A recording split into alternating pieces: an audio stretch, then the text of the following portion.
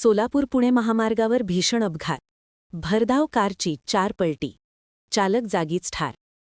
सोलापूर-पुणे महामार्गावर मोडणीम बेठे पहाटेच्या सुमारास झालेल्या भीषण अपघातात कार चालकाचा जागीच मृत्यू झाला. लोखंडी कथड्यास जोरदार धडक दिल्यानंतर कारने 3 ते 4 वेळा पलटी मारत रस्त्यालगतच्या खड्ड्यात जाऊन आदळल्याने हा अपघात घडला. ही दुर्घटना पहाटे सुमारे 1:30 वाजण्याच्या सुमारास मोडणीम येथील ओमकार पॅलेस हॉटेलजवळ घडली. रोहित अण्णासाहेब पाटी, वय 33, राहणार शेळगी, सोलापूर, असे मृत चालकाचे नाव आहे. ते क्रेटा कार MH13EX 1297 चालवत होते. प्रत्यक्षदर्शींच्या माहितीनुसार भरधाव वेगात असलेल्या कारने अचानक रस्त्याच्या कडेला असलेल्या लोखंडी कथड्यास धडक दिली. धडकेचा जोर इतका जबरदस्त होता की कारने सलग 3-4 पलट्या घेतल्या आणि अखेरीस रस्त्यालगतच्या खड्ड्यात जाऊन थांबली.